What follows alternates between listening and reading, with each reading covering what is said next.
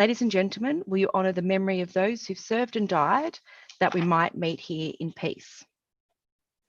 Do I have any apologies or leave of absence requests? There are none. Do I have any declarations of pecuniary or non-pecuniary interest? Check the chat. I can't see any names, so I'll just move on.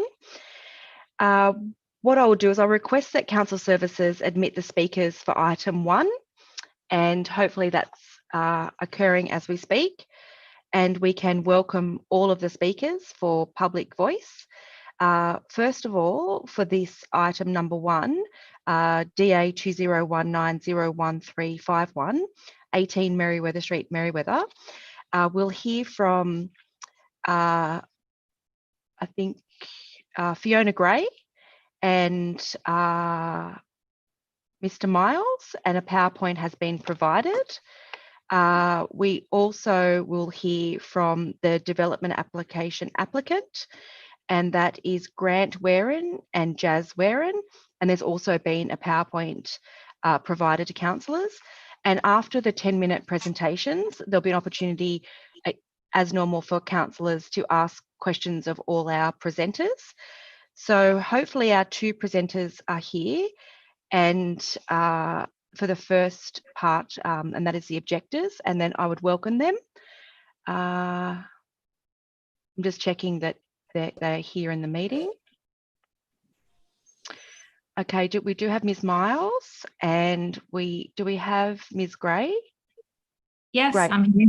Oh, wonderful. I'll hand over to you and Ms. Miles to give your presentation to councillors this evening, and then I will go to the applicants, and then there'll be an opportunity for questions and answers. So thank you. Are you ready for me now? Oh, yes, we are. Thank you. Yes, yes. Good evening. After talking to several of our neighbours, our fears and therefore our objections about the proposed development can be summarised as parking congestion, antisocial behaviour and noise. I note that modus operandi state in their Mona Vale business 85% of their patrons use public transport, ride sharing, walking or cycling. I don't believe that you can extrapolate transport practices in Mona Vale to Newcastle. Newcastle is not well served by public transport. We don't have a big enough population to have convenient and rapid routes. When numbers of passengers declined, bus routes were cancelled and others amalgamated into longer and more circuitous routes, so transport times increased. Novocastrians seem to be in the habit of driving everywhere, particularly at night, probably because it's so much more convenient. Similarly, a ride-sharing arrangement in Newcastle is unlikely to be a game changer because it will still take more time than driving. We in Newcastle are used to driving most places we want to go within 15 minutes. So I believe that parking will continue to be an issue. The second point relates to the combination of alcohol and antisocial behaviour, something which is unfortunately quite familiar to Novocastrians. While the brewery, where the actual brewing of the beer occurs during business hours, may not be another pub or bar, there is another part of the business which opens in the evening and serves alcohol and food. That sounds very much like a pub or a bar to me. So there'll be the potential for intoxicated patrons roaming our streets every night of the week. I have had the front of my house vandalised in the past. Fortunately, I live far enough away from the pubs for this to happen infrequently. There are some parts of inner Newcastle where I feel very uncomfortable walking back to my car at night if I'm alone. And I definitely don't want my neighbourhood to become one where I am afraid to go out of my house at night. I also don't want to see the nursing staff from the hospital harassed when they come off the afternoon shift at 9 o'clock or 11 o'clock at night. That hospital, of course, being directly across the road from the proposed development. Some of my neighbours have said they wouldn't actually object to the brewery, After all, it would be operating more or less in standard business hours. But what everyone I've spoken to is most worried about is a drinking establishment close to our homes and the prospect of relentless noise from 4 outdoor speakers combined with the voices of up to 300 patrons. Even half that number of people would produce an enormous noise. The operational noise assessment does acknowledge that when there are a lot of people in an enclosed space, that everyone raises their voices. I'm sure that many of you are also familiar with the habit of people who get louder and louder when they drink. While you can turn down the volume of the speakers, you can't control the volume of human voices. I am particularly concerned about the adverse health effects of noise on hospital patients and on local residents. Noise, independent of sleep deprivation, has been shown to impair recovery and rehabilitation in hospital patients.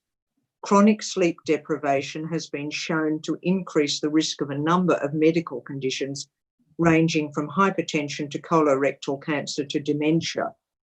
I don't want to see that happening in my neighbourhood. I believe this development will damage the social cohesiveness of our community. I urge the council not to allow a drinking establishment so close to our homes. Thank you.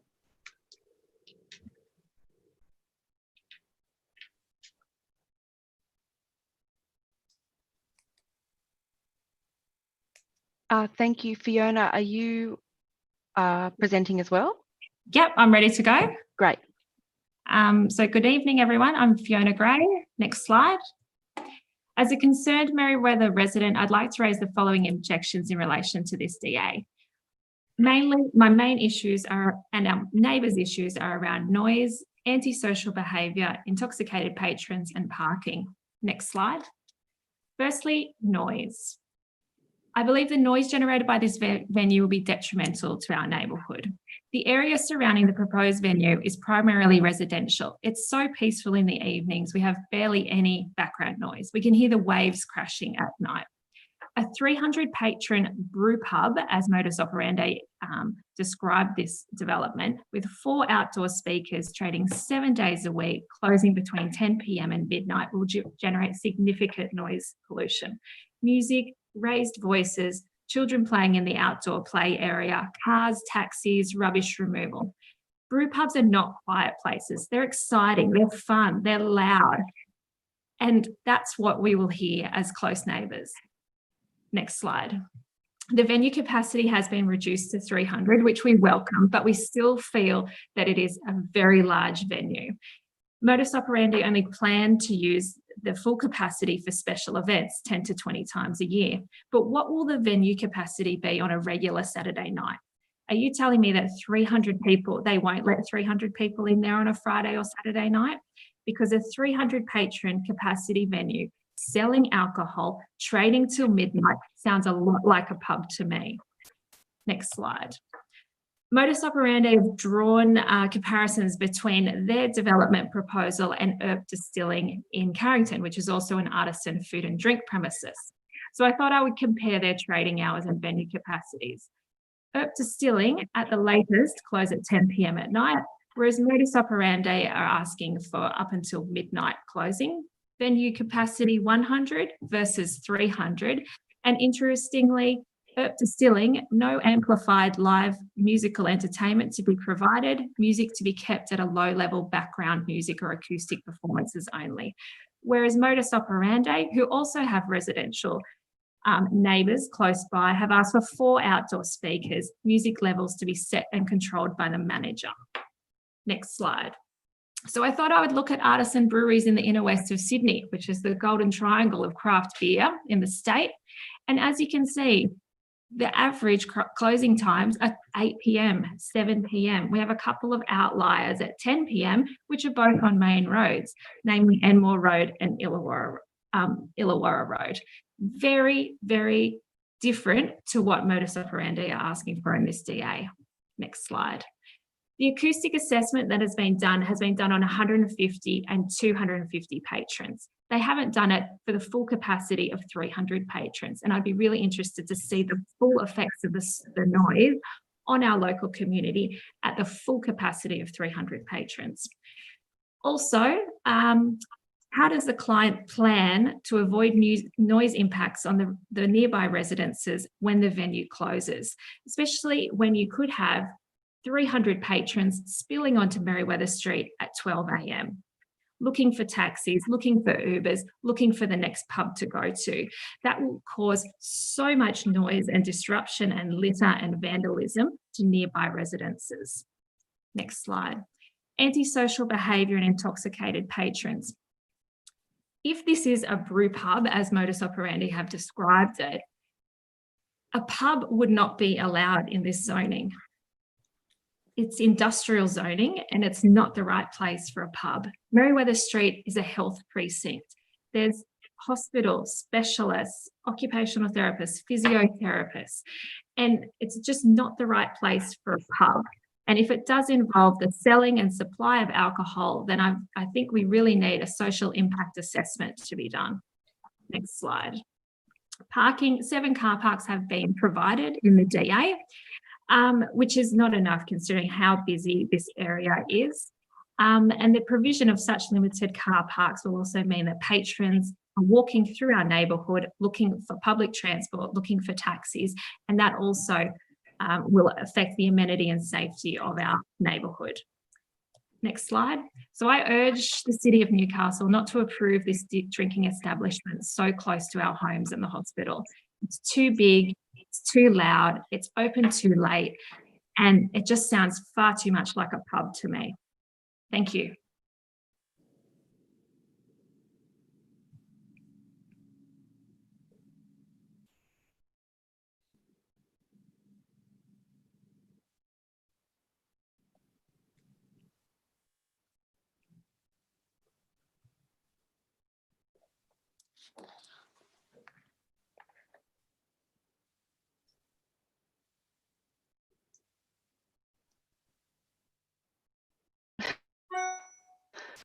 Sorry, councillors, my microphone kept getting muted and I kept trying to unmute it, and that left me talking and no one being able to hear, so I apologise. I was thanking the presenters for their presentation and just checking that Grant Warren and Jazz Warren were both here to give their presentation as applicants to council. And I note that they've provided a PowerPoint as well to us. At the conclusion of their presentation, there'll be an opportunity for councillors to ask all parties questions that arise from the presentation. So just checking that Jazz and Grant Warren are ready to present. We are. We are. Fantastic. I'll hand over to you. Thank you. All right. Thank you for your time, Lord Mayor and councillors, and allowing us to address this DA. Excuse us. Okay, next slide, please.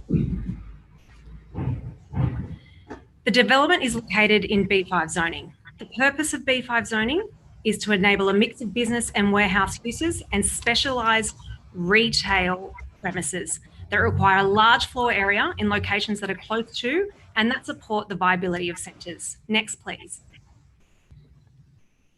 Artisan food and drink industry, a subset of light industry, is permitted with consent. Boutique craft or artisan food and drink products are increasingly popular among consumers who want an alternative to multinational mass manufactured offerings. Next slide, please. Here is the site location. As you can see, we're situated in the middle of the B5 zoning on the service road of Merriweather Street. Next slide, please. Okay, now this is an overview of the ground floor plan. As you can see, the majority of the space is utilised for brewery operations. Next, please. Now, a small space is allocated to the retail space, kitchen and restrooms. The space has been designed for customer interaction with the working brewery. Next, please. Now, the parking is located at the front of the building. Next slide, please.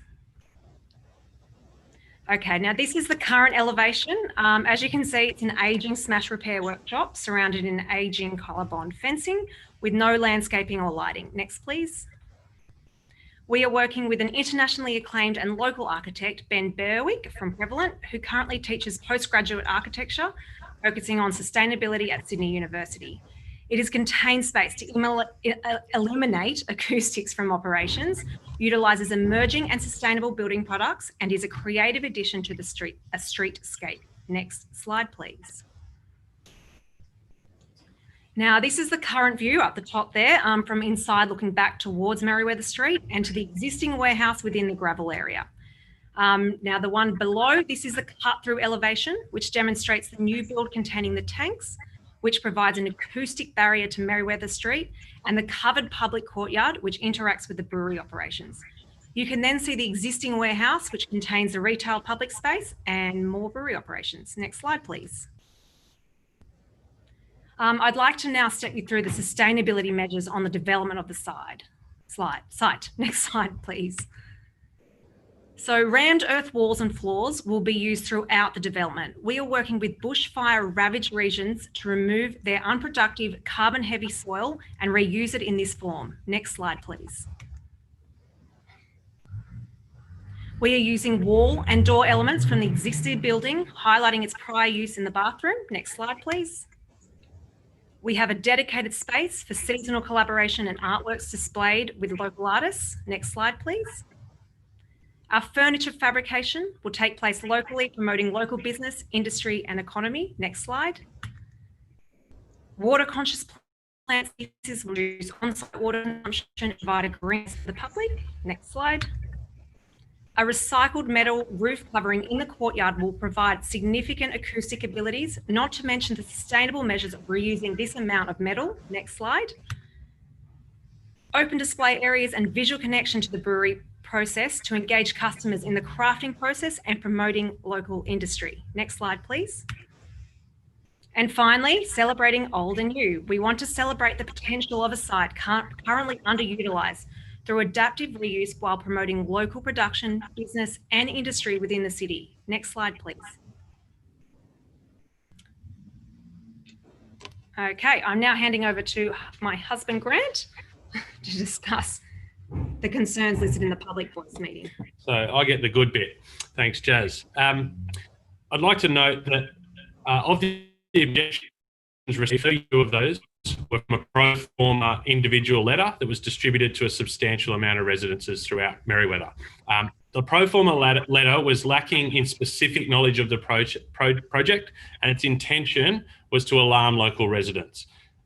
But most importantly, we are not ignoring these concerns. We address them and welcome the opportunity to respond to them tonight at this PV. And note that we have been working with council for the last 6 months in great detail over this project.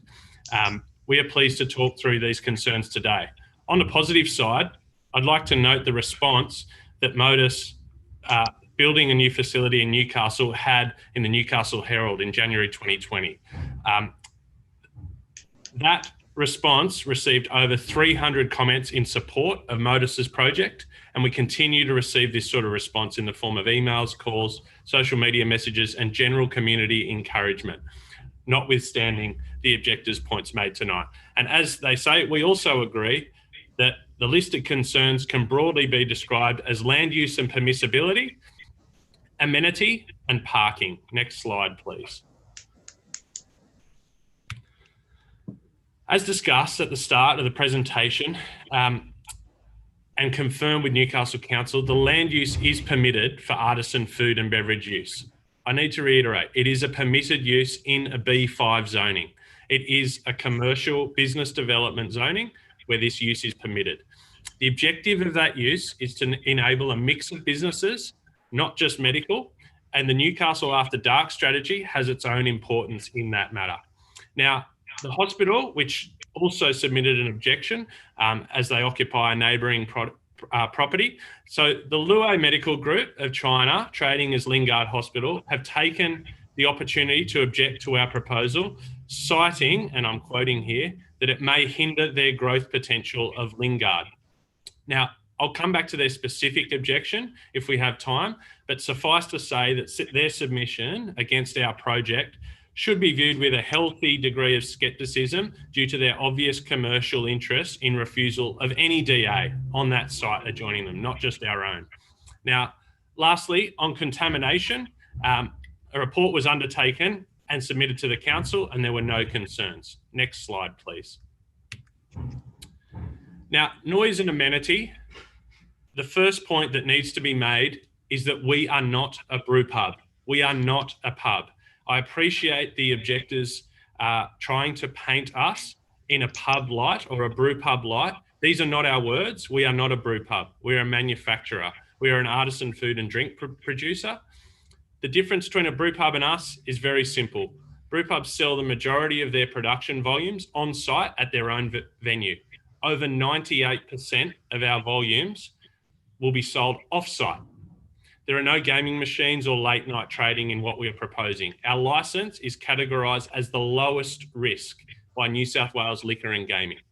Now, we have worked closely with council and acoustic engineering experts to meet or exceed all required noise requirements of governing bodies, including Newcastle Council, Liquor and Gaming, the EPA, and guidelines from New South Wales Health, both through design and construction measures. We have gone over and above what we are required to do, recognising that this is a social hot point. The claim that the venue, and I must say with respect to the objectors, the claim that the venue will house 300 people outside is just false. What you heard tonight, that 300 people are able to be outside in the venue, is false. 300 people is the proposed maximum weekend capacity across the outdoor and indoor area of the venue, and on a weekend only through special events. Now, our proposal is for a normal licensed hours on a capacity based on past approval and precedent, nothing more. We are not seeking any special consideration. By the pro forma letter's own admission, the area is peaceful with minimal background noise overnight. And they go on to say that the area is well supplied with licensed venues. So currently, licensed venues and a peaceful background coexist overnight. We live in Merewether. We know that it can coexist. We understand the fear around noise that will go with the term licensed venue. We assure you as local residents, the detailed acoustic measures we have taken in the building, we are not those of operators and of false operators, and we are not, our noise requirements will be met. Same as we've done with our current brewery for over 6 years. I reiterate, it is not a pub. It is not a brew pub. It is a manufacturing facility. Now, I think the other point about Merewether becoming the inner west of Sydney, I think that's reasonably laughable, and certainly our place in Merewether is for sale if it even comes close to turning into the inner west of Sydney. And the reasons are threefold. Commercial land with the approved use for artisan food and drink in Merewether, like we have at 18 to 20 Merewether Street, it's just not available. Marrickville and the inner west have completely different zonings, predominantly light industry, and an industrial history dating back decades. And the population, the demographics are different. So to compare the operating hours, which are standard operating hours, which we're applying for as governed by New South Wales licensing and recommended for this, are all that we're asking for is the standard brewery license. There is no risk whatsoever of overpopulating this place, Merewether, where we live, with breweries. It just won't happen. Now, we have a proven track record of operating a licensed brewery in an urban environment without negative impact to neighbourhood amenity. In the 6 years we have been down in Mona Vale, we have had no noise complaints, no antisocial behaviour complaints. The venue is run strictly according to a plan of management where responsible service of alcohol and mitigation measures are at its heart. I reiterate, we live around the corner as well. Next slide, please. Now, in terms of parking, it needs to be acknowledged that the parking is an historical issue, not one created by Modus's and its application. We exceed the Newcastle DCP parking rates as prescribed for an artisan and food and drink premise by providing 7 car spots, 3 motorbike spots, and plenty of dedicated bicycle spaces. Now, our parking requirements will be counter-cyclical to current daily demand. Our traffic report goes into much detail about this point, and the history of construction around that site and the parking constraints it is placed on the site needs to be taken into account. We're not only exceeding the DCP requirements, the issue of tradespeople building and expanding that hospital has largely moved away. So it's a historic parking issue, not one that's presented itself by us. And I think even the objectors acknowledged the parking history being a historical issue. So experience from our Mona Vale site is in fact that 85% of our patrons that arrive to Modus do so by public transport. We can verify that. Next slide, please. Now, I'm conscious of time, and I just want to finish on something that we hope shows you, all you guys, who we are and what we're about. As a husband and wife team living in Merewether, we have a 2-year-old, a dog, a big dream of continuing to brew Australia's best beer and making Newcastle our home production facility. Pardon me. We're proudly 100% family-owned Aussie company. We have outgrown our existing site. We are proposing to build something that Newcastle and Merewether can be bloody proud of for years to come. It's been 6 years in the making, and it is not our first proposal before Newcastle Council. Now, 4 generations before me, a Novocastrian, my grandfather, he owned the Merewether General Store on the corner of Patrick and Roby Streets, where he raised, I don't know, close to 1,000 kids. And he otherwise would be very proud of what we are trying to achieve here now. Jazz is a country girl raised on a sheep and grain property. Family, community, and Newey matter to us. Now, Modus are humbly Australia's champion brewery in 3 of the last 5 years, and we are one of the most awarded breweries in Australia. We have a proven track record of operating a brewery with a retail area in a similar beachside suburb to Merewether with similar issues. We have tremendous support from local council and the community down there, and we have the same up here, and encourage any objectors to get to know us and this project in more detail. We are an open book. You can always approach us. After our community has just been pummeled by coronavirus, we are excited to be able to offer local construction jobs, permanent employment to as many Novocastrians as soon as possible. We provide skilled employment, training, brewing education, a leading tourism niche within the beer industry in an environmentally sustainable manner with a responsible service message. We wouldn't be Australia's champion brewery without the highest operational and community standards being upheld.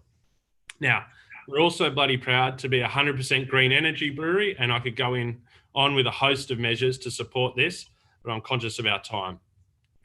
In summary, pardon me, I would say that we aren't new to this. We aren't an inexperienced flash in the pan.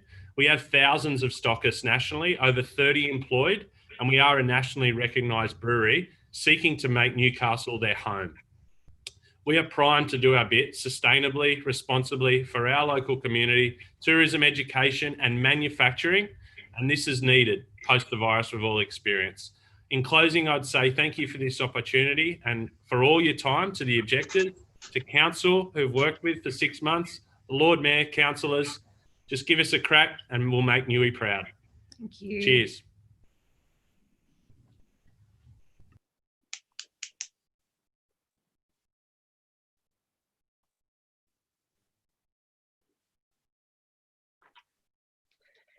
Thank you to all 4 of our presenters for your presentations and time this evening. What I'll do is I'll just hand over to councillors who will likely have questions of all 4 of our presenters. Councillors, are there any questions for either of our presenters this evening? I've got a question from Councillor Duncan. Lord Mayor, thank you. And welcome to all of our presenters tonight.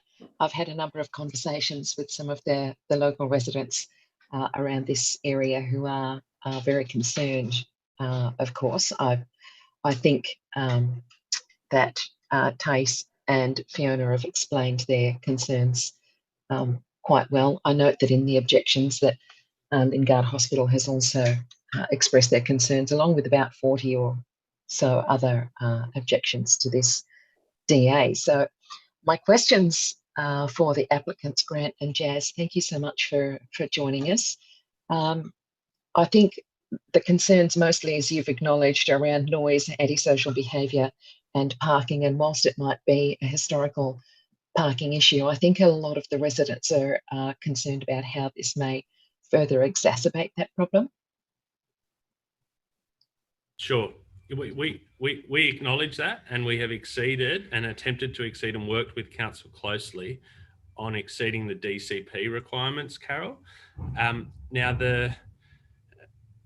But it is not a concern that we take lightly. We acknowledge it, and we can only plan to what legal requirements are required and exceed those, and we've done that. So we really do feel like we've worked within the confines of the site that we have for this proposal, to work that, to achieve that, to find a balance there.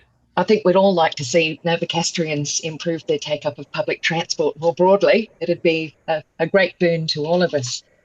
One of the residents that I spoke to as well is concerned about the antisocial behaviour and drunkenness. And I guess this makes me think about those operating hours of closing at what I think it was 10 o'clock earlier in the week and then midnight on Friday and Saturday. Is that right? We're seeking 11 p.m, which is standard operating licensed hours, through the week, and then midnight on the weekend. Okay. With a 10 p.m. close on Sunday.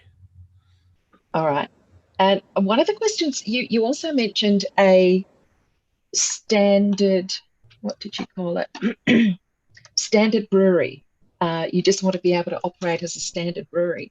Is this a microbrewery and small distillery? Is that category, or is it something different under Liquor and Gaming New South Wales? It is a microbrewery that is so operating as a microbrewery has various license options available to it. And that's why I'm asking, because the one that I'm looking at the moment has conditions apply, including a patron limit of 120 and making sure food is available. And that, if you read the fine print of that license, councillor, that is for an expedited approval and not something that we have planned, given to the depth and detail that we've gone in this submission. But there is a license, expedited license, available as you state, for that lower capacity. I've got all the tabs open, so I'm trying to find everything as we speak. So how have you prepared a plan of management? I mean, this is quite a different site to Mona Vale. How will a plan of management differ between your Mona Vale site and potentially this Merewether site?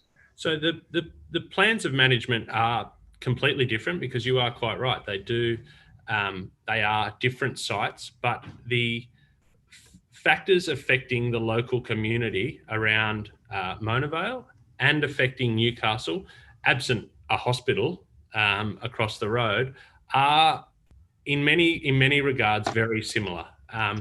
Antisocial behaviour is something that we simply do not tolerate, and it's something that we have a perfectly clean record on in operating in Mona Vale, and it's something that we'd be seeking and targeting up there. Now, if that meant, sitting at the table with residents in a public forum such as tonight, we are open to that. And I think, as you've seen the submissions evolve from us, as we've worked with council so closely over the last 6 months, we have heeded those concerns. So the plan of management is an extremely thorough one. We are experienced operators, and we have no marks against our name in terms of antisocial behaviour or any other licensing issues. So we know how to run a clean and controlled brewery in a community. In a community, yeah. And I takes think pride. That suggestion you've made of engaging with the community is probably a very good idea anyway, given that you're also very concerned about what you saw as significant misinformation.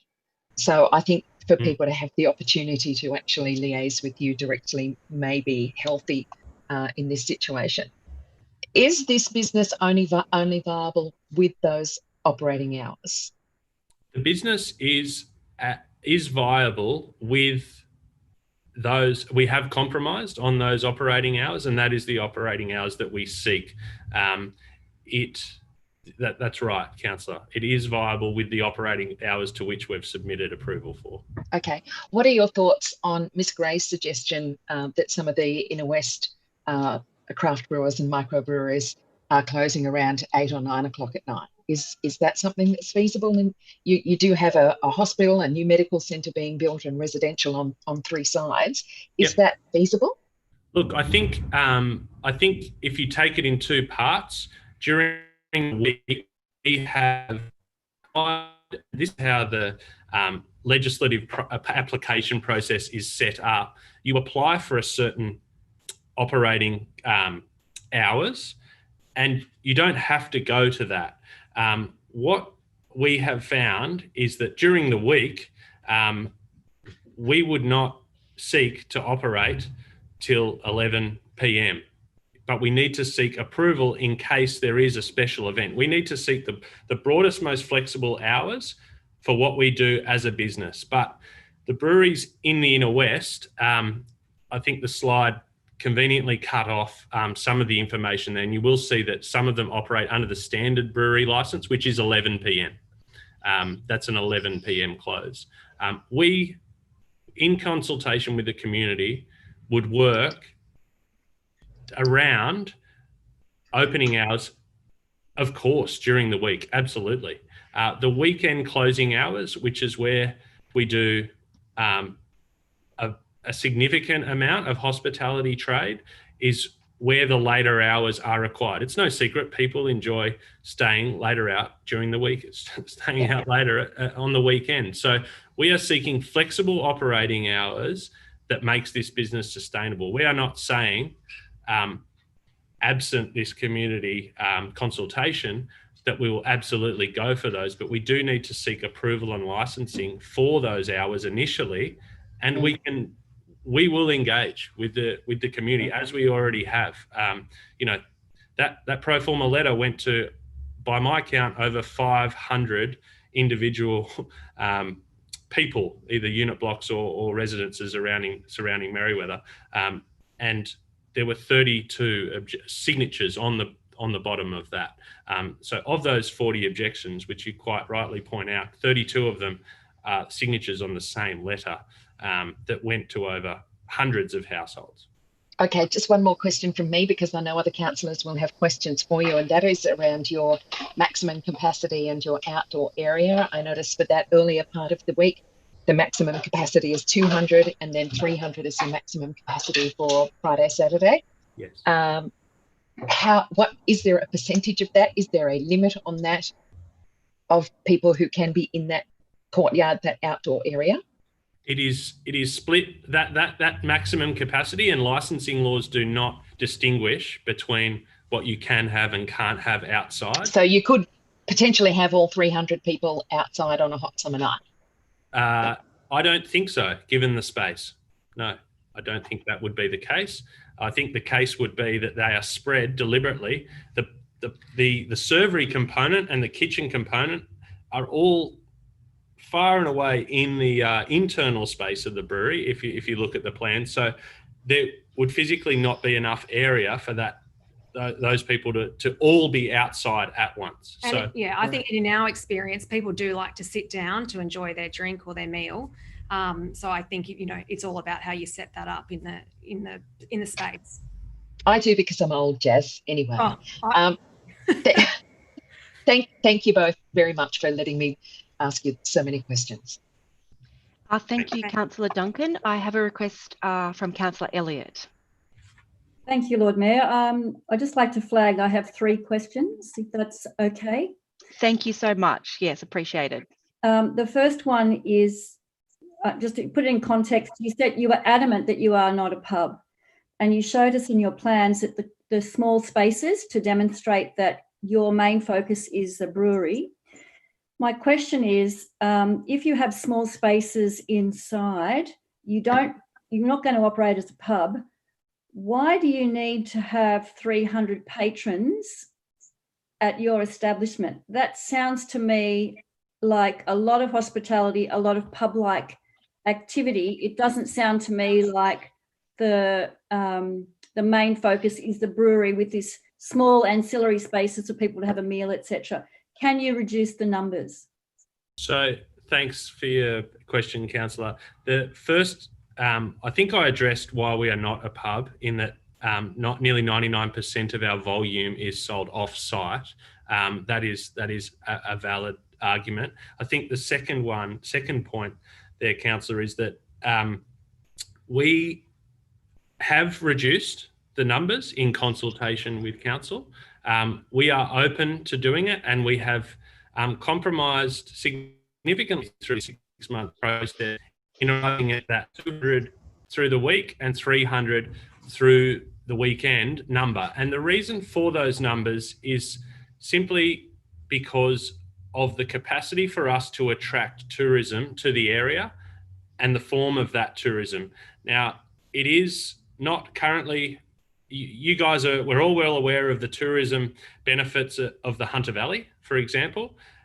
Beer tourism is the fastest growing tourism component in Australia right now. People pay to see breweries. It is a massive thing. So there is unashamedly ability to attract some of that traffic, if you like, over the weekend from the Hunter Valley to one of Australia's leading brewers. And if you have a bus which holds 110 people in capacity, you need flexibility in your numbers to go from operating at, say, 100, 200 people to accept that bus on a predetermined tour. Thank you. What type of, you mentioned events, what types of events are you proposing to have at your establishment? Yeah, no, I can do that. There's a couple. There is, so we often, because we use raw materials throughout the year, there's different harvests, whether that's grain, hops. So often at our current brewery, we will do harvest events for a wet harvest, which is like wet hops. We'll also do, we have different releases in beer. So we might have our darker beers, we have our summer beers. We also do a lot of community events through like sporting teams, charities, community events like school groups. We've had dad groups, we've had mum groups. I think in 6 years as a business, we've raised over $250,000 for community groups. It's important to us and to what we do, and we want to become a responsible part of the community fabric. We're not just another pub. Some of those events are also masterclasses. We routinely sell out 150 tickets, and hello to all our competitors listening, 150 tickets to masterclasses at our current site. And that is quite regular with new beer releases. The pent-up demand for those masterclasses, or the unserviced demand, is very large. So masterclasses, fresh hop harvests around the raw materials, celebrating that, and also celebrating community initiatives and local artists as well. Thank you. My final question is about the social impact assessment. I noticed one of the objectors raised the possibility of an SIA, which would allow you to do a baseline study and identify the social nature and fabric of the community now, and then overlay that with an impact assessment to see what impact you would have. Are you prepared to do a social impact assessment to allay the community's fears around the community's impacts? I think it's a pretty good question to ask the community if they're prepared to accept what that social impact statement will say. I think that's the first point. The second point is that we aren't required to do so, but if the community is loud and clear in a majority, in a majority, not with 32 of the same letter signed, yes, we would. But given that hundreds, approaching 500 messages of support when this went through Newcastle Herald was received in support and backing us, I would contend, with respect, that some of that community discontent is is focused more heavily on the objectors as opposed to the people that are celebrating this investment. Just to clarify, a social impact assessment is a document which is a technical document. It's undertaken by consultants, and it actually is a scientific document. It's not about community, particularly community sentiment of your project. It's about assessing the baseline now and then looking at the impacts of your development on that baseline, and then being able to be provided accompanying your application so that councillors can read it and make a determination. It's not about, well, we'll do it if the community accepts it. It's very much like a development application process. So it's an additional document that can support your application. I'm just asking whether or not you would be prepared to do that. If there is precedent for that being done for similar breweries in the area, then yes. If there is not, and we would be made to be the first brewery to do it when there are precedent approvals, I don't think that's fair to impose. Thank you. Thank you, Councillor. Are you finished with the questions? Yes, I am. Thank you, Lord Mayor. Great. I'll just open it up. I don't have any acknowledgement in the chat of a councillor wanting to ask a question, but I'll just make sure that everyone has an opportunity to ask questions of both sets of presenters. I note that Fiona Gray and Taze Miles is still here. If there's any questions. Sorry, Councillor Church has got his hand up. Thank you, Lord Mayor. Can you hear me? Yes, I can. Great. Could the applicants please explain to me the difference between artisan food and drink and pub food and drink, just to understand the difference that seems to be. I like a good schnitty like everybody else. What's the difference? So artisan food and drink is a subset of the light industry. Light industry, pardon me. So artisan food and drink is a subset of the light industry, and as a part of that, you are not only required to undertake the light industry, which is brewing, you are also required to add at least 2 other forms of restaurant, cafe, tours, tastings and workshops, and retail sales. You have to add at least 2 of those things, which is exactly what we do. So on slide 2 of our presentation, Councillor, the difference between artisan drink and pub food and drink is that it's all manufactured on site. Thank you. And the final question is, most antisocial behaviour happens off premises, doesn't it? It's the arriving and leaving, which causes a lot of heartache at most licensed premises around Newcastle. I think that's one of the concerns that the residents have. Yeah, I agree with you. It's a valid point that antisocial behaviour can take place outside a venue predominantly. But at the heart of our plan of management, Councillor, is the responsible service of alcohol. We police that. We don't apologise for that, and that there shouldn't be intoxicated patrons leaving our venue. Otherwise, our licence is on the line. Our business is on the line. Should we permit that to happen? Your point is a valid one. Antisocial behaviour and drunkenness. How can we be sure that takes place in our venue when we're actively and practicing the responsible service of alcohol? So it is an issue that we're not hiding behind, but it is an issue that is easily levelled at applicants such as us, that we are solely responsible for it. And I don't think that's fair. Thank you.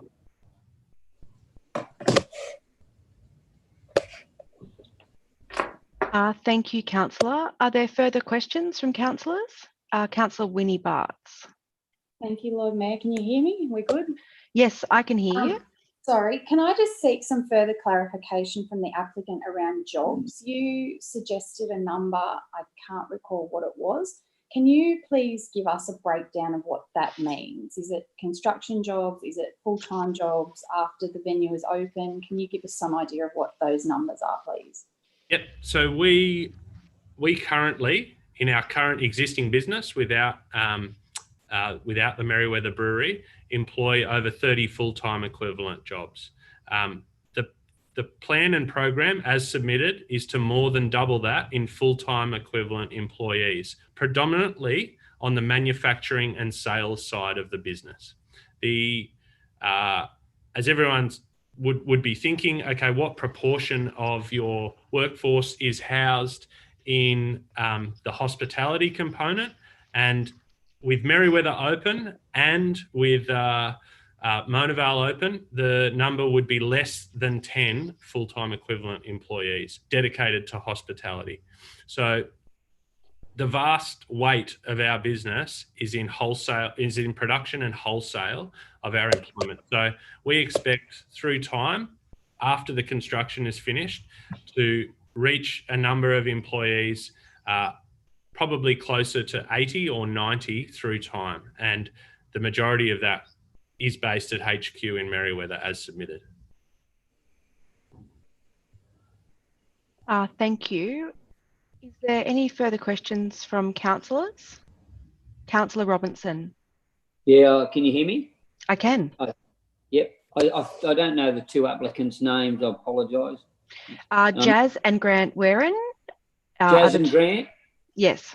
Yeah, if it does fully comply, I'll support you. You look a great couple, and good luck to you in the business. But you've answered every question here tonight, and they were hard questions. They were great questions from both the female councillors, and you've answered them very, very well, outstandingly. And good luck with it. Thank you, councillor. That means a lot. Thank you. I don't know that there was a question there, but that's okay. That's pretty normal. Question. Sorry. Are there any questions from any more of the councillors? I'm just looking at the whole screen to try and make sure I've captured the discussion.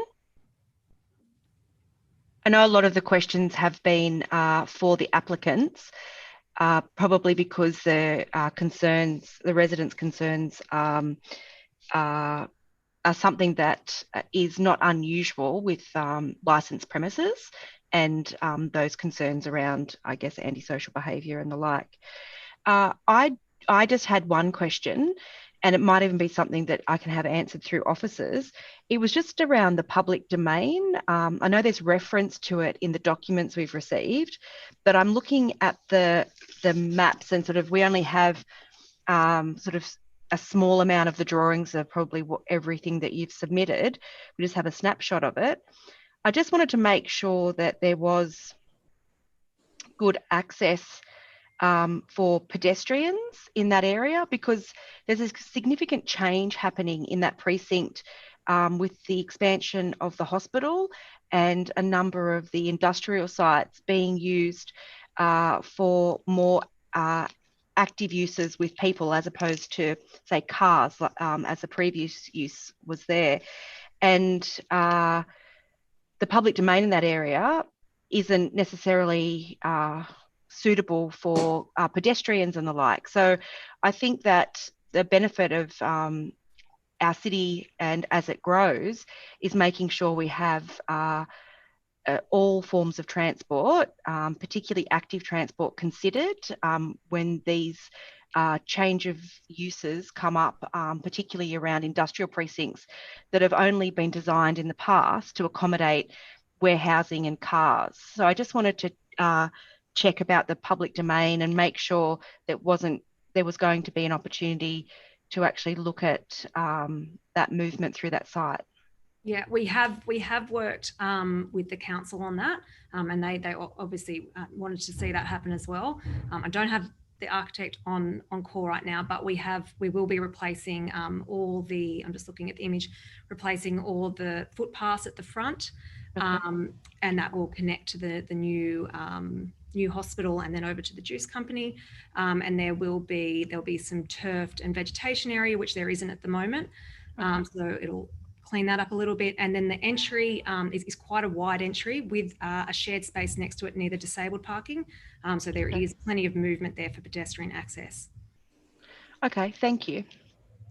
Is there any further questions, councillors? I can't see any requests on the screen or in the chat. So at that point, I would just like to take the opportunity to thank Fiona Gray and Ms. Miles, as well as Grant Warren and Jazz Warren for their time this evening. The discussion and the questions from councillors will be included in the final report to councillors. And we will now be able to close this item and move on to our second item for public voice. So thank you for your time this evening. Thank you for having us. I would just ask Council Services to admit the speakers for item 2. And in doing so, I'll just introduce the item as DA 2020/00158, 54 Regent Street, New Lambton. We have objectors presenting first, and the presentation will be from Tanya Montgomery, and we will also have Greg Booth available to answer questions. We'll then have a presentation from the DA applicants, and the presentation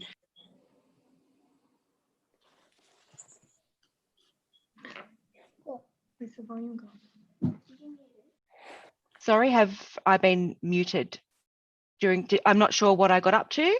So I was just introducing the presenters, councillors, and the first presenters are Tanya Montgomery, and who is doing a PowerPoint presentation to us.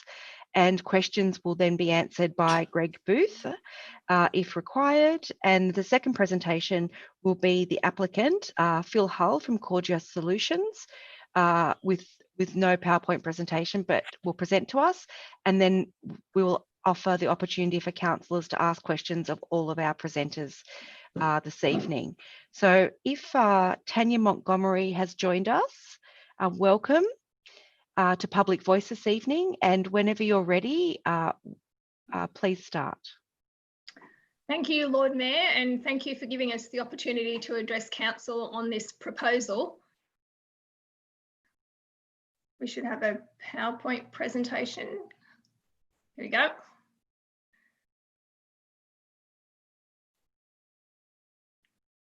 Thank you. Next slide, please. While less than a dozen public notifications were issued regarding this proposal, the community of New Lambton has rallied together and submitted almost 300 objection notices. We'd like to state that we're not objecting to the rollout of 5G technology in our community.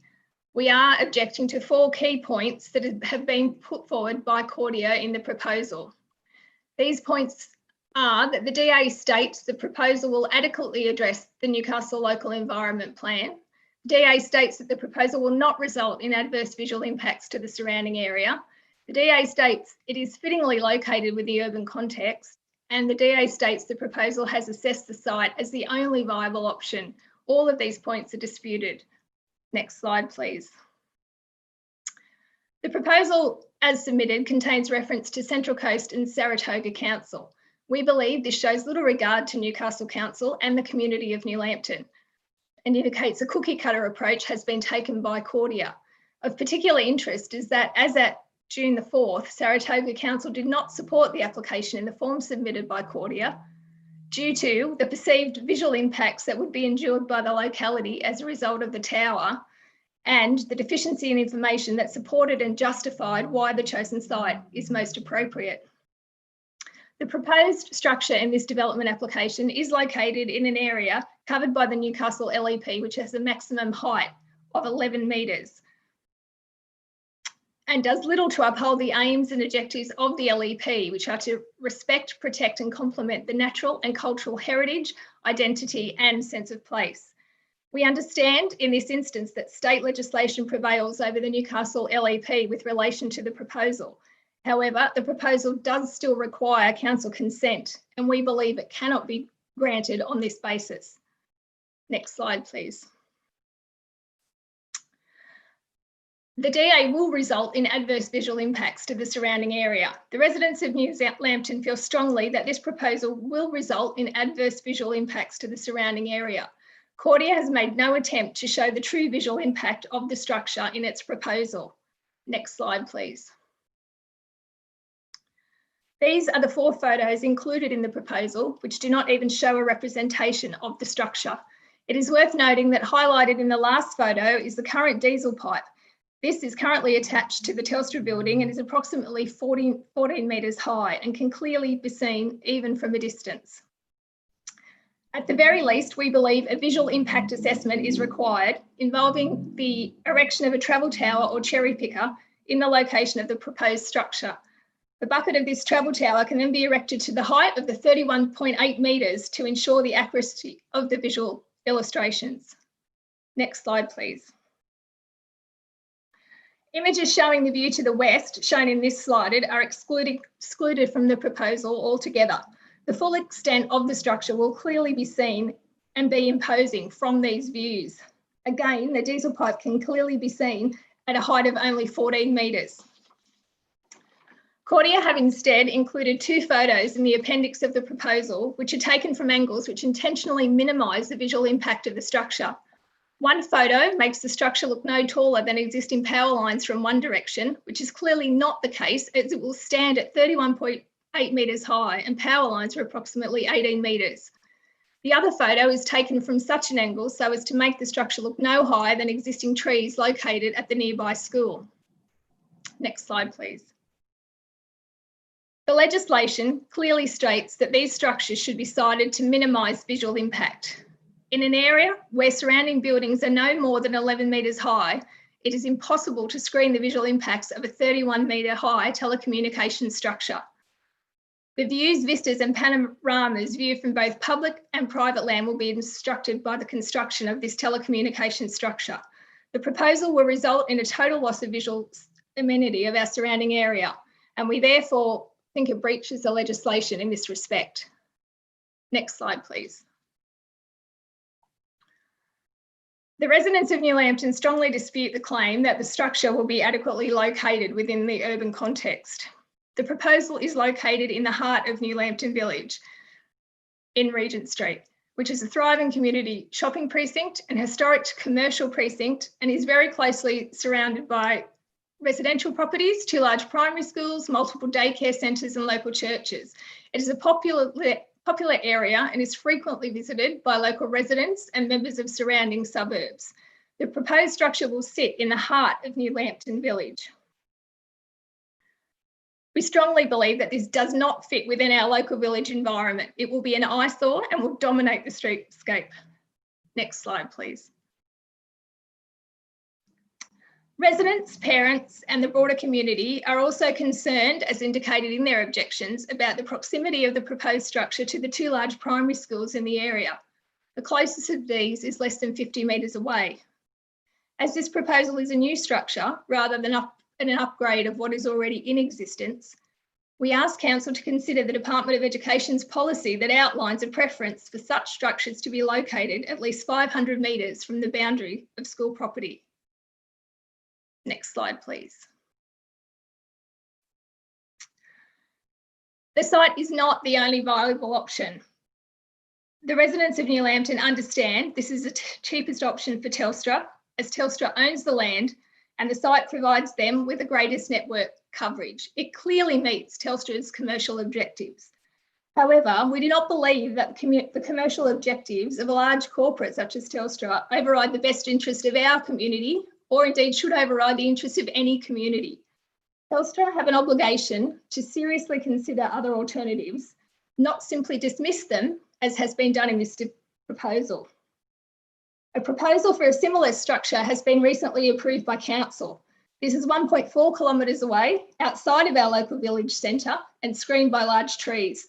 This provides an opportunity for co-location by Telstra with other carriers. This is an obligation under their industry code. This location is obviously suitable for other providers, so why not Telstra? Next slide, please. We'd like to ask Council to consider the concerns of the community when they assess this proposal. We believe that the proposed structure does not adequately address the Newcastle LEP. It will result in visual intrusion to New Lambton Village. It is not fittingly located within our urban context and cannot be the only viable option. We feel this is a cheap solution for Telstra and a nasty one for the residents of New Lambton and the broader community. Thank you.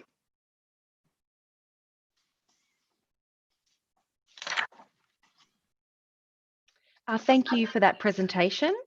What I will do is I'll just check to see if we have Phil Hull for the applicant here.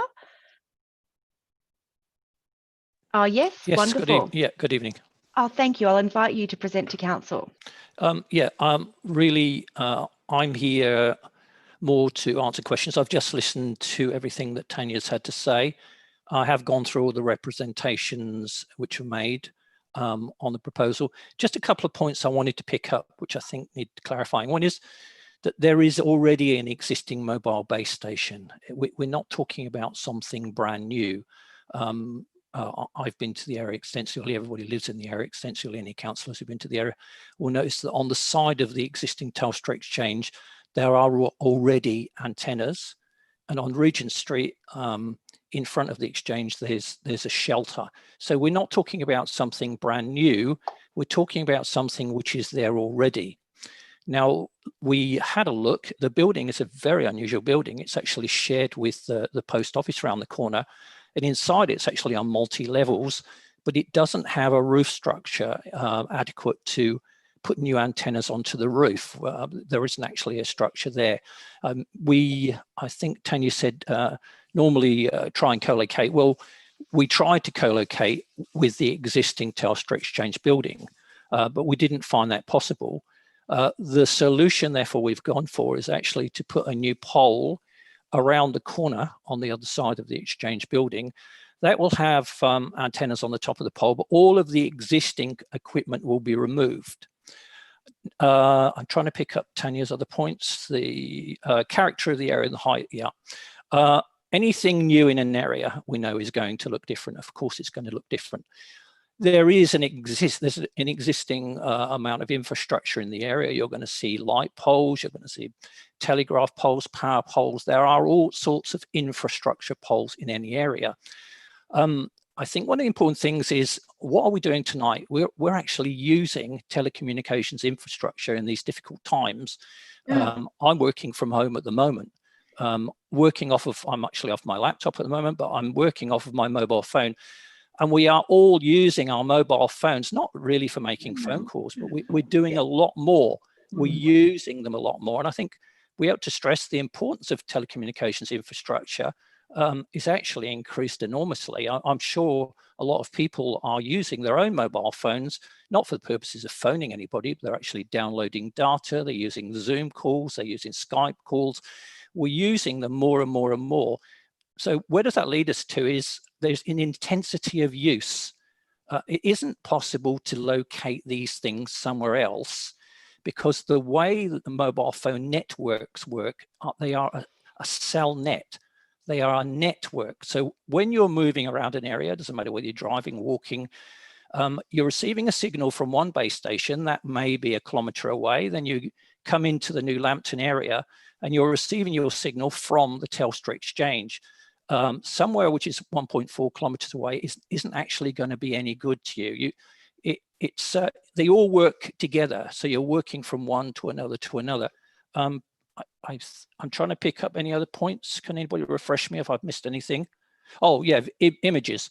So the images, there are some photographs. I took all those photographs myself.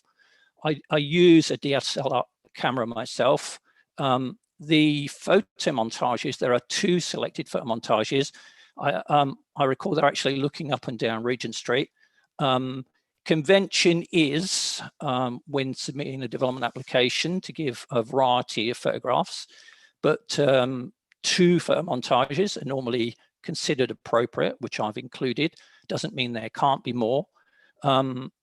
There is a possibility. Nothing's been requested. No other photo montages have been requested, but it's not impossible if further images are created. But those, I think, when we talk about the character of New Lambton, I think those 2 photo montages are representative. Now, I don't do those. They're done by a professional. They are robust. They have been used in the New South Wales Land and Environment Court. They are considered to be independent. They are considered to be fair. They're not considered to be unrepresentative in any way. So there is no attempt to deceive or delude or to put forward any other image.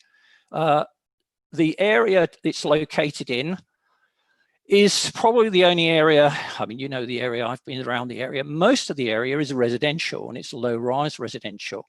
There are very few, if any, opportunities in New Lambton to find another location for a mobile phone base station. Certainly all the surrounding areas are 1 or 2 story residential.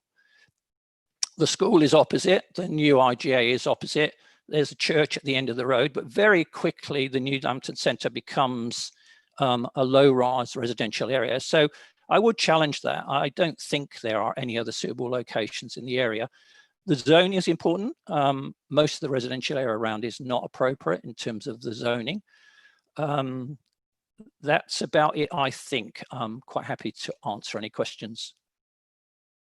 Sorry if I've missed anything. I was rapidly making notes, trying to pick up all the points.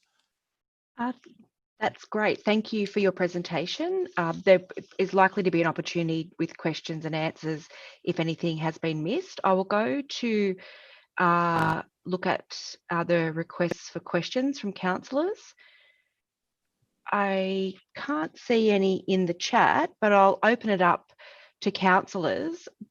Just prior to that, I just wanted to cover off one point that stuck in my mind in the presentation, and that was a question around the co-location of services.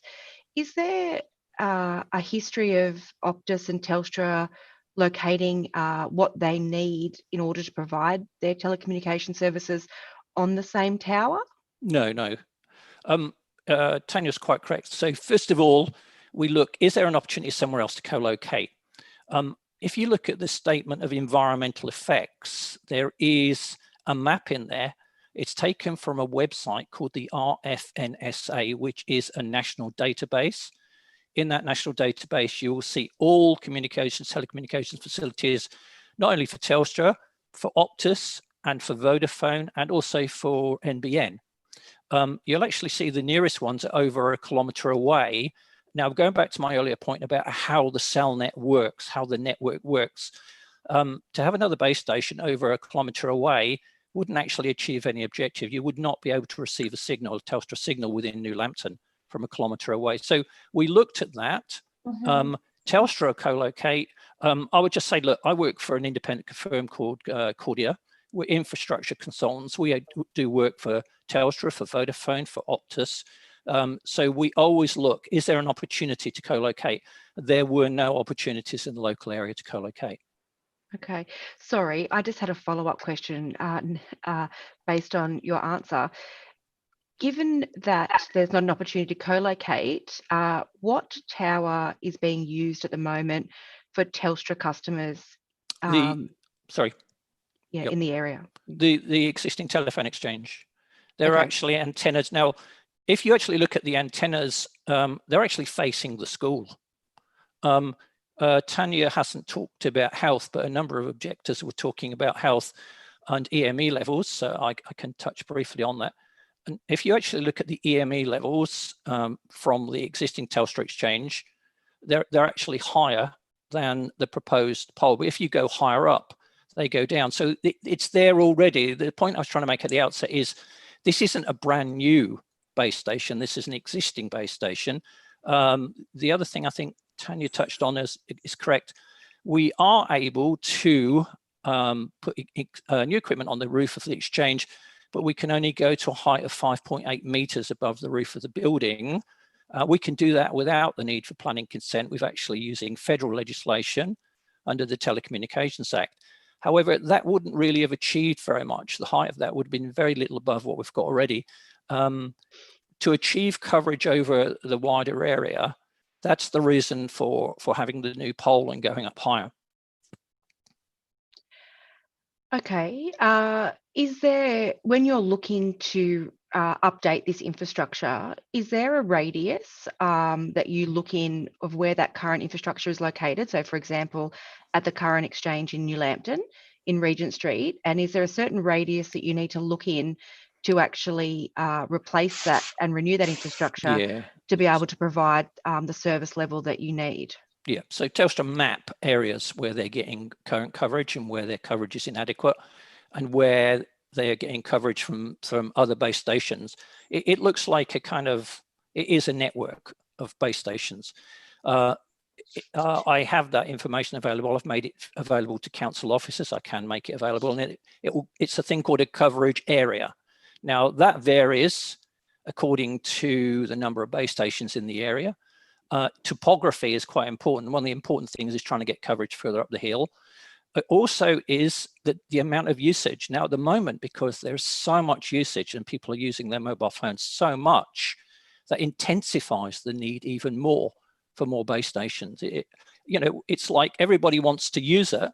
They are all using it, but they don't want the base station to provide it. And that's the kind of catch-22. Yeah, I understand. And, being on a council with delivering local government services, I understand that that notion probably more than most people. But we do have an issue here with the height in the residential area. So what I was hoping to find out is if there is a radius that can be looked at for different locations to try and solve this issue.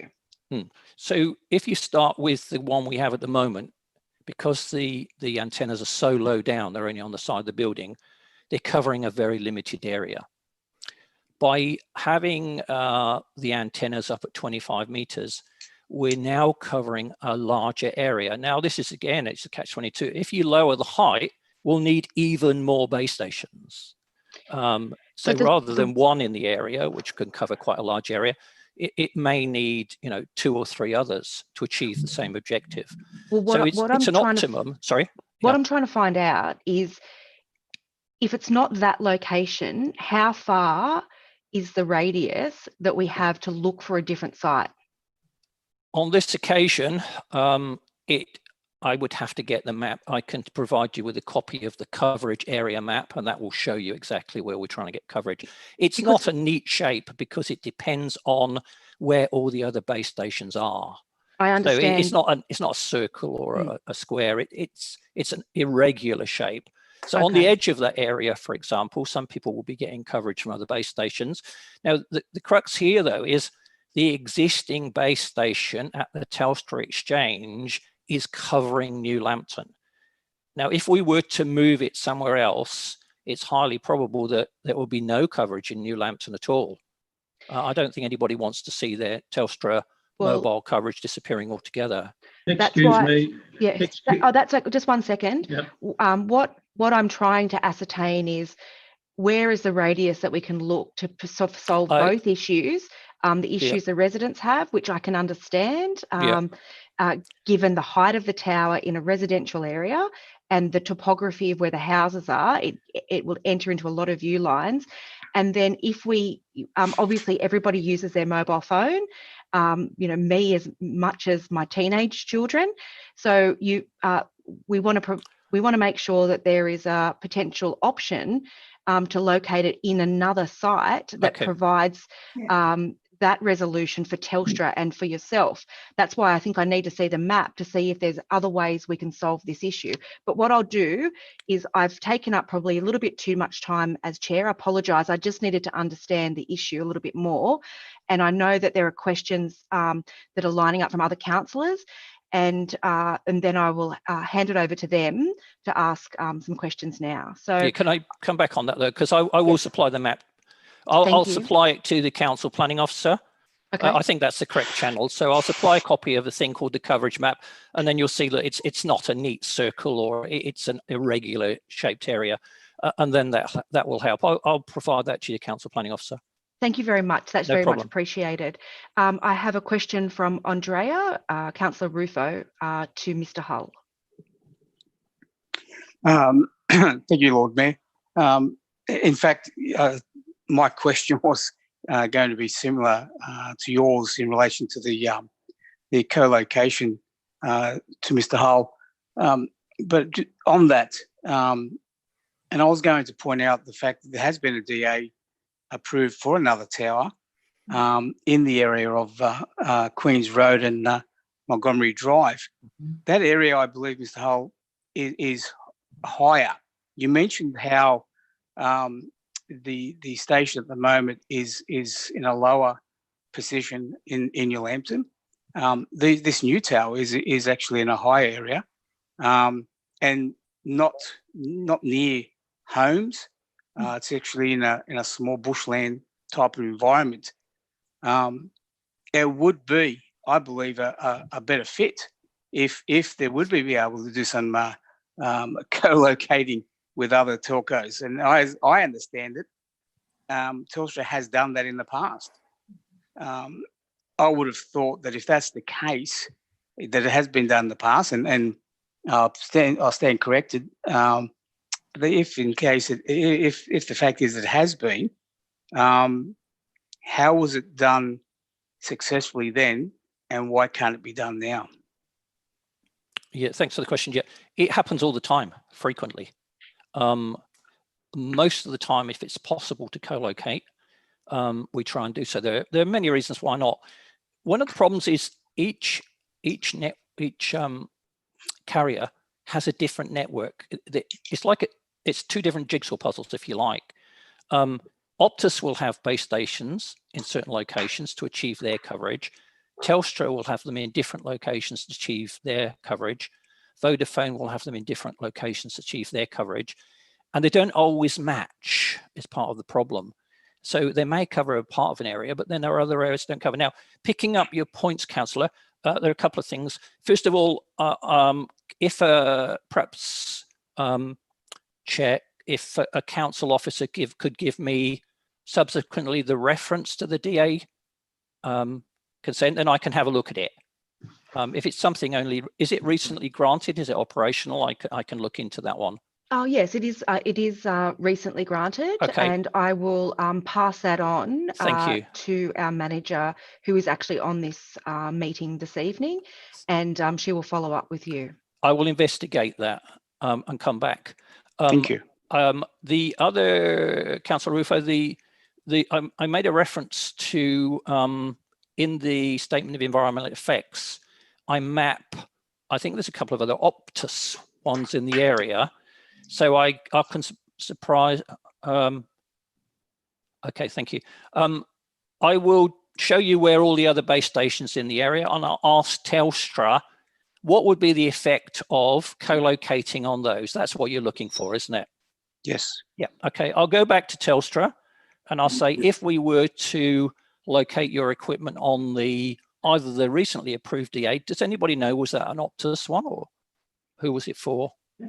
Yes, it was Optus. Okay.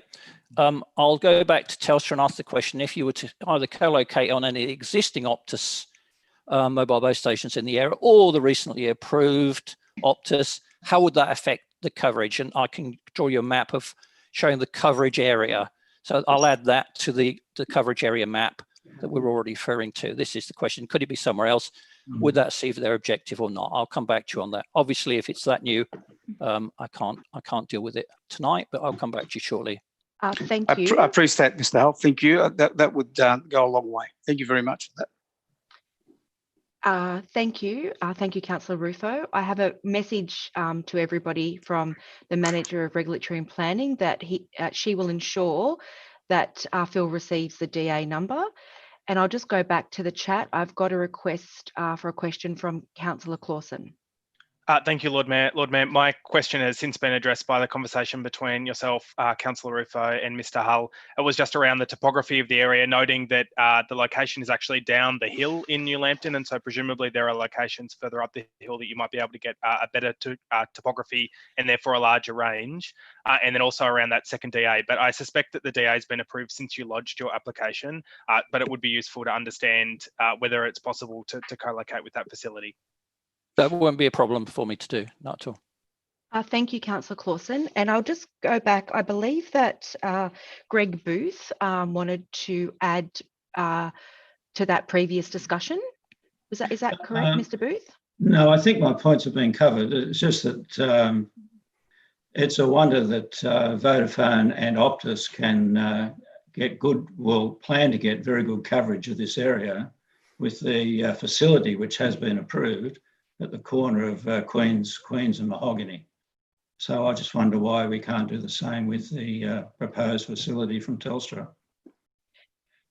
Yeah, I think that just reiterates that we're all on the same page, Yes. that we have an issue here, and to solve this issue is to look at where the site coverage maps would allow an alternate location that didn't have the same impact on residential amenity and views. Correct. Thank you. That's fine. I'll look into that. Yeah. I'm just checking to see if we have any more questions. Councillor Winnie Bartz. Thank you, Lord Mayor. I think you can hear me. Obviously, it's pretty obvious that we're all in agreement about the issues around and questions we have around co-location. But as a separate issue, I am having a bit of trouble, Mr. Hull, with the inference that this is not a new structure, because I travel frequently in that street for work each day, and this is in fact a very new structure. I understand that there are antennas currently on the side of the building, but what is being proposed is a very different, much higher tower, and the inference that this is not a new structure is quite honestly mind-blowing to me. And I'm wondering if there's any way, if co-location becomes, if it's out of the question down the track, is there another way this can be achieved without that enormous height requirement? Yeah, can I clarify? I don't think I used the term new structure.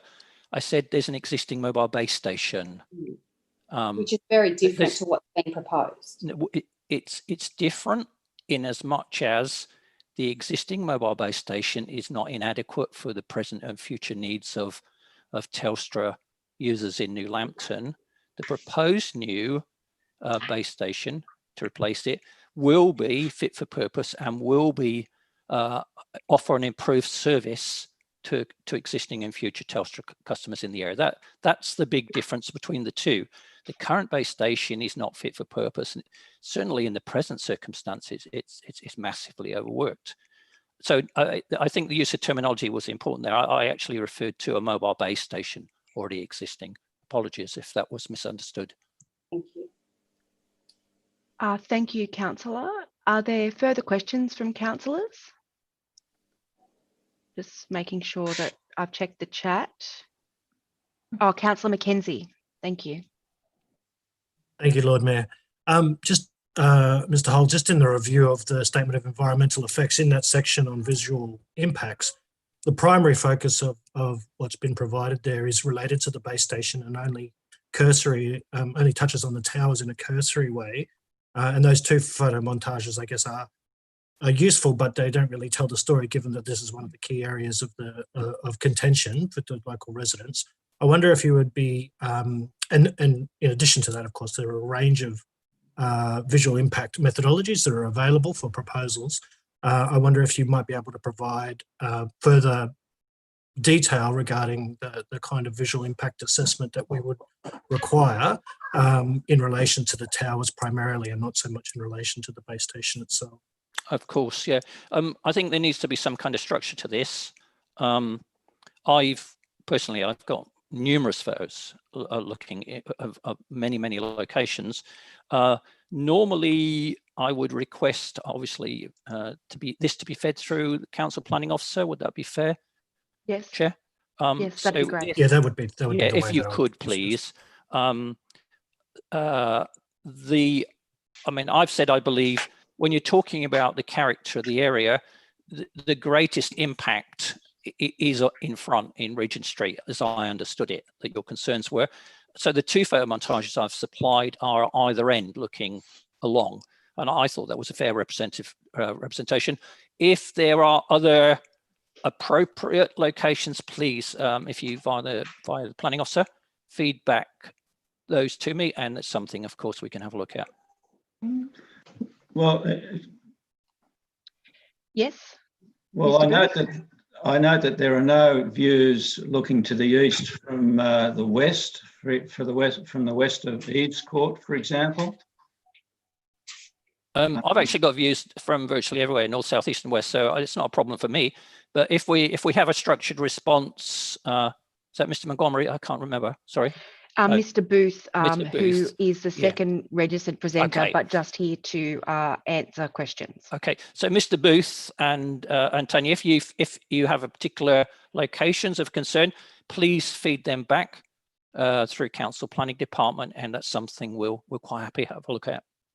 Yeah, well, we are concerned that it really is not in line with the state environmental planning policy of 2010. Really, and section 4.2, table 2, the first principle, which is to minimise, avoid obstruction of significant views of place, landmark, a streetscape, a vista or a panorama. It really flies in the face of that, to be honest. And yeah, that follows on from what Ms. Montgomery presented at the start. So that will actually need to be addressed along with the other issues that have been raised during public voice in the final report to council. And obviously there's a bit more toing and froing with some extra information and documentation that needs to be provided. But I would like to see a broader look at how this issue can be resolved with either existing infrastructure or another location in the area. But it's hard to say at this point. It's more just asking questions and getting that information before we go any further. So I'll just check if there's any further questions from councillors.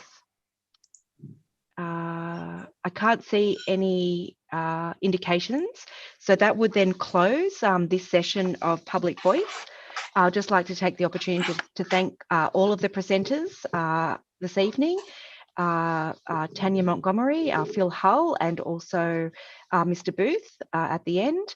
And we do appreciate your time and helping us understand more details around the concerns and also the substantive application. So thank you very much for your time this evening, and we hope this will be resolved in the future. Thank you. Yeah.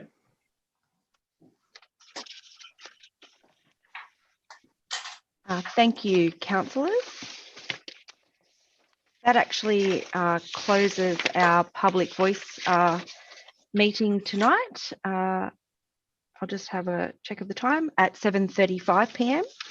And what I will do is go over the page and open at the same time our Development Applications Committee meeting. And I imagine that we just need to make sure our microphones are on mute if we're not speaking. And I imagine that this will be the opportunity as well if people are joining this meeting or watching the webcast.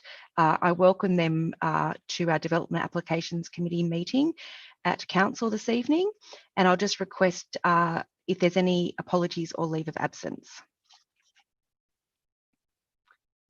There being none, I will now ask for declarations of pecuniary or non-pecuniary interest. Lord Mayor, yes, I have a significant non-pecuniary interest in item 17, 16 Northwood Street, Adamstown Heights, due to family members living in the immediate vicinity.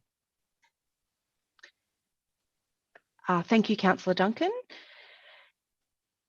I just need to check how you plan to manage that, because it all depends on how Sorry, Lord Mayor, yes, I intend to excuse myself from that item and expect IT will put me on hold. Great. They just needed that direction from you. Are there any further? Councillor Winnie Bartz. Thanks, Lord Mayor. I have a significant non-pecuniary interest in item 20, 25 Llewellyn Street, and as per the previous debate, will be asking to be muted, turned off, shut out of the meeting. Thank you. Great. Thank you, Councillor. Are there any further declarations, councillors?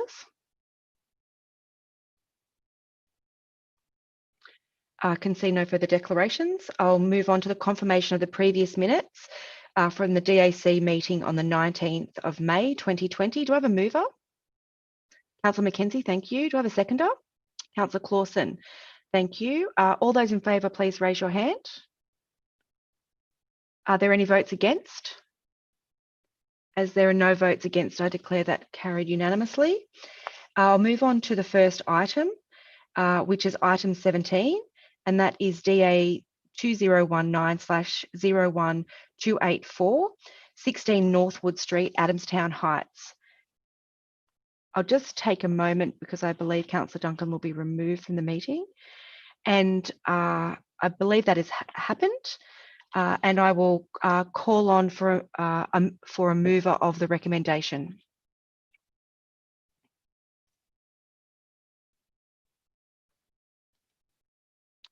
Is there a mover of the recommendation, councillors?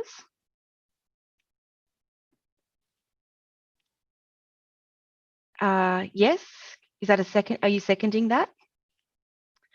Sorry, councillors, I'm going to try and ask him to be unmuted because we can't hear him. Unmute. How's that? That's great. Are you seconding that? Yeah, I'll second it. Great. Thank you, councillor. No problem. Would you like to speak to the motion, councillor Clausen? Thank you, Lord Mayor. I'm happy to move the officer's recommendation. I've read this report on a number of times, had a look at Google Maps and the like to understand the suburb, and I've spoken to a number of the objectors that have been contacting us over the last few days. I understand that this is a hard development for this area. It's the first type of development of this kind in the area, and that, of course, is creating some friction and concern. But having read through the development documentation, particularly the officer's report, and there's a good summary on page 21 in relation to the development, noting that the bulk of the density, the bulk and scale is considered reasonable and meets all of the objectives. The officer's report notes that there is one exceedance of the controls, and that exceedance is about floor space ratio, but it's argued in quite a large amount of detail that that's actually due to an over provision of off-site parking on the site, and that if parking that was based at the minimum was required, then the development would be within the entirety of the controls and therefore approvable. I think that the minor exceedance is suitable in this instance. We've heard from objectors, particularly about the parking issues in this area. So the fact that additional car parking is being provided on site would appear to be a good outcome, and therefore I think a reasonable excuse for the minor exceedance in relation to floor space ratio. I understand the difficulty that a development of this type does bring to a neighbourhood, but it is permissible within the zone. It's compliant across the range of other controls, and so I feel that it is something that council should support. Thank you, councillor. Would you like to speak as seconder, councillor Robinson? Councillor, we just need you to unmute. Me and Declan are on the same page. Great. I'll unmute, or someone else did then. No, we can hear you. We can hear you. Mm. Yeah, it comes up. It's technology. It scares me. Okay. Did you want to speak to the motion before us? No. Okay. Oh, you don't make my job easy, do you? Councillor McKenzie, thank you. Thank you, Lord Mayor. I also have spent quite a bit of time looking over this application, and I concur with Councillor Clausen that major, or not even a major exceedance, that one exceedance in relation to floor space ratio actually delivers a better outcome in terms of parking. One of the major concerns, obviously, is the proximity to the school, and the provision of on-site parking is a good inclusion. I have to disagree. There are a couple of other fairly minor variations on the to the planning controls, particularly in relation to things like separation and rear setbacks. I think it's rear setbacks. Those are relatively minor also, but they do go to the question of the extent to which this represents a large massing and bulk on a site in a low density area. And I've been referring to the objectives of the low density residential zone, recognising that yes, it does provide a diversity of residential accommodation, but the other key objective of the low residential zone is to provide housing forms that respect the amenity and the heritage and the character of the area. I find it very difficult to reconcile this development in the context of the existing development, or the existing sort of pattern of development in that residential area, knowing that the impacts that have been raised in relation to traffic and parking are also sort of compounding my concerns about this development. So on the basis of the social impacts, so the built environment impacts, and the extent to which that this is inconsistent with the objectives of a low density. I mean, I think we have to be very clear about what we are looking for when we're talking about low density residential. And I'm not convinced that this particular development, despite its numerical consistency with many of the planning controls, or most of the planning controls, actually delivers that outcome for us. Thank you, Councillor. Are there further speakers Lord on Mayor, the motion? my name is Chat. Councillor Elliott, thank you. Thanks, Lord Mayor. I have to agree with Councillor Mackenzie on this occasion. I actually visited the site, and I think it's very important when we have these difficult ones to assess that you actually go out and have a look at the site, the topography, the neighbourhood character. And when I did that, I was quite struck by the considerable bulk and scale of this development, even though it is mostly compliant. It is on a corner and will obscure the view corridor, the vision of people going around the corner from one street to the next. That corner is used by people going to and from Katara High School. There's a lot of traffic that comes down from Madison Drive, turns left to go to the Katara High School back gate, then does a U-turn, has to drive back up. It is a very congested street.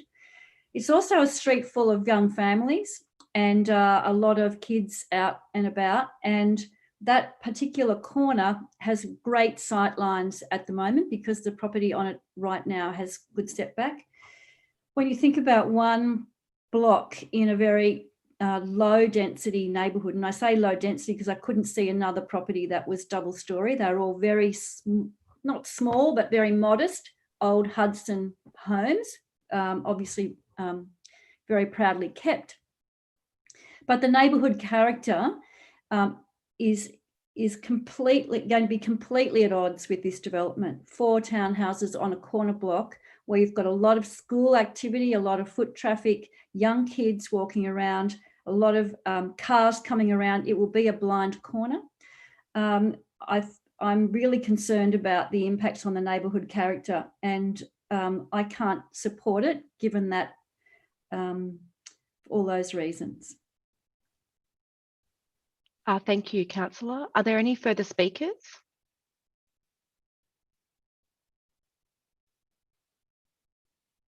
I can't see any further calls for speakers. Would you like a right of reply, Councillor Clausen? No, thank you, Lord Mayor. If not, I will put the motion as moved and seconded. All those in favour, please raise your hand. Could you put it in front of your body so then I can see easily? Councillor Winnie Bartz, Councillor Byrne, Councillor Clausen, Councillor Luke, Councillor White, Councillor Robinson. All those against, please raise your hand. Councillor Mackenzie, Councillor Elliott, Councillor Rufo. I declare that motion carried. Thank you, councillors. The second item is item 18. It's DA 2020/00044, 304 to 464 King Street, Newcastle West. That's on page 39. Do I have a mover for the recommendation? Lord Mayor, I'm happy to move the recommendation if that enables it to be laid on the table by somebody else. Great. Well, I just need to, I need a resolution before we start a discussion. So I'll have a mover, which is Councillor Clausen. Do I have a seconder? Councillor Robinson, was that you again? Great. Councillor Robinson is the seconder. And did you want to speak to the motion as the mover? I waive my right to speak, Lord Mayor. Councillor Robinson, did you want to speak as the seconder of the motion? And I can see I've got a call to speak from Councillor Mackenzie. Thank you, Lord Mayor. Consistent with the memo that we received this afternoon, and given that there was some concerns around the arrangements for our public voice, I'd like to move that we lay this item on the table pending public voice where objectors and applicants are enabled to present their positions on this DA. Given that's a procedural motion, I can see that I have a seconder in Councillor Rufo. Is that correct? Great. I'll put that without debate. I need to take it by division because we're in DAC. All those in favour, please raise your hand. Councillor Winnie Bartz, Councillor Byrne, Councillor Clausen, Councillor Mackenzie, Councillor Elliott, Councillor Church, Councillor Luke, Councillor White, Councillor Rufo, Councillor Robinson, Councillor Duncan. As there are no votes against, I declare that motion carried. Item 19 is DA 2019/01231 503 464 King Street, Newcastle West. Do I have a mover of the motion? Councillor Mackenzie. Do I have a seconder? Councillor Luke. Would you like to speak to the motion, Councillor? No, thank you, Lord Mayor. Councillor Luke, would you like to speak? Councillor Clausen? Thank you, Lord Mayor. I'd like to swap spots with John Mackenzie, Councillor Mackenzie, on this occasion, and I'll move that we lay it on the table for the reasons stated for the previous DA and listed in the memo from council officers. Wonderful. Do I have a seconder for that procedural motion? Councillor White, thank you. I'll put the motion without debate. All those in favour, please raise your hand. Councillor Nelms, Councillor Church, Councillor Winnie Barts, Councillor Byrne, Councillor Clausen, Councillor Mackenzie, Councillor Elliott, Councillor Luke, Councillor White, Councillor Rufo, Councillor Robinson, Councillor Duncan. As there are no votes against, I declare that motion carried. Councillors, we are now up to item 20, which is DA 2019/01255, 25 Llewellyn Street, Merriweather. I believe we've had a declaration of interest, so I'll just wait while Councillor Winnie Butts is put into the waiting room, and I will call for a mover of the recommendation in the officer's report. Councillor Clausen, is that right? Do I see your hand up? And do I have a seconder? Councillor Duncan. Great, thank you. Would you like to speak to the motion, Councillor? Only very briefly, Lord Mayor. Obviously, we had quite a lengthy conversation at the last Development Applications Committee about this proposal, and also have received a public voice. I was really pleased to see, following that previous public voice, that the applicant has written to us and to council, advising that they are removing the components that were controversial, that being the overnight cat boarding, and also agreeing to the suggestion made by Councillor Rufo in relation to parking and ensuring that only staff could park in that underground basement area. The remainder of the application is permissible in the zone. It's within council's controls. There's been amendments made to the plan of management and the like that solidify the suitability of the site and also the conditions in relation to noise. So the extra attenuation that's been added to the ceiling, I think, ensure that this is a good outcome that does address the concerns that council has had, and is something that we can support. Sorry. Thank you, Councillor. Councillor Duncan, would you like to speak as seconder of the motion? No, thank you, Lord Mayor. And I have a request from Councillor Rufo. Oh, you're muted, Councillor. If you could unmute yourself. Yep, Thank you. sorry about that, Lord Mayor. Okay. Yeah, I'd just like to speak in support of the this DA and echo Councillor Clausen's comments. I think the discussions that we had previously about this item were very well carried out. Everyone had good input, and we worked very well. And I'd like to thank the applicant for listening to the concerns of the residents of the complex and to councillors and agreeing and making concessions. So that went a long way, and I'd like to thank them. Thank you, Lord Mayor. Thank you, Councillor. Councillor Elliott. Thanks, Lord Mayor. I'll be brief, but I simply wanted to also thank the applicant because they made a number of concessions in response to community concern. And it'd be great to see more applicants be so open, transparent, and willing to work and collaborate with us. So well done to them. I think we've got a good outcome all around. So a great team effort from everyone. Thank you, Councillor. Are there any other speakers? I just need to check the chat and to see if there's any hands raised.